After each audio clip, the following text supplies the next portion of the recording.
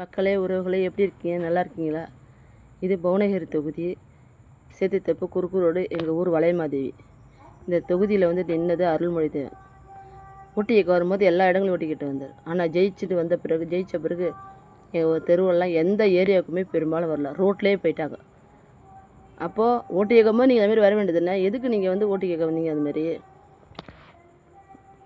அப்போது மக்களை ஏமாளின்னு நினைக்கிறீங்களா? கிடையாது.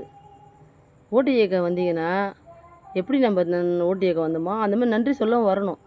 ஓட்டு கேட்க வரும்போது ஓட்டு போடுங்க அப்படின்ற ஒரு கேட்குன்ற ஒரு ஆர்வத்தில் வந்துருக்கணும். ஜெயித்த பிறகு என்ன செய்யணும்? நீங்கள் போட்ட ஓட்டில் நாங்கள் ஜெயிச்சிட்டோம், எங்களுக்கு முதல் திருப்தி அப்படின்னு நன்றின்னு சொல்லிட்டு போகணும். அது கிடையாது. 5 வருஷத்துக்கு பிறகு தானே இவங்களோட ஆதரவு நமக்கு தேவை. 5 வருஷத்து வரைக்கும் தேவை இல்லையே. அதனால் நீங்கள் வந்துட்டு அப்படியே போயிட்டீங்களா? சொல்லுங்கள். 70 வருஷம் 80 வருஷம் ஆண்ட கட்சிக்கே இன்றைக்கி நிலவரம் எல்லாம் இருக்குது. என்ன சொல்கிறீங்க? தெரியுதா அவங்களாம்? இங்கே என்ன சொல்கிறேன்னு உங்களுக்கு புரியுதா? அதான் இந்த 70 வருஷம் 80 வருஷமே ஒன்றுமே இல்லாதாக்கிட்டாங்க. இன்னி வரும் காலகட்டத்தில் நான் அந்த கட்சி இந்த கட்சின்னு சொல்ல முடியாது. இனி வரும் யார் நல்ல ஆட்சி செய்கிறாங்களோ அவங்கள தான் மக்கள் ஏற்றுப்பாங்க.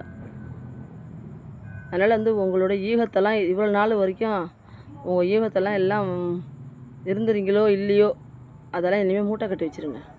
இனிமேல் மக்கள்கிட்ட எப்படி நடந்துக்கணும்னு நீங்கள் தெரிஞ்சுக்கிங்க. மக்களால் நாங்கள் தான் உங்களுக்கு முதலாளி, நீங்கள் கிடையாது. உங்களுக்கு நாங்கள் ஓட்டு போட்டு ஜெயிக்க வச்சதே மக்களுக்கு எதாவது செய்வீங்கன்னு தான் நாங்கள் செய்கிறோம். ஆனால் நீங்கள் அப்படி செய்யலையே. இனிமேல் நல்லது நடக்கணும்னு நம்பிக்கை இருக்குது. அது வேற ஒரு விஷயத்தில் நாங்கள் நம்புகிறோம். ஏன்னா நடக்கிற ஆட்சி டிவிக்கு ஆட்சின்னு எங்களுக்கு தெரியுது. அதனால் இனிமேல் நல்லதாக நடக்கும்னு நாங்கள் நம்புகிறோம்.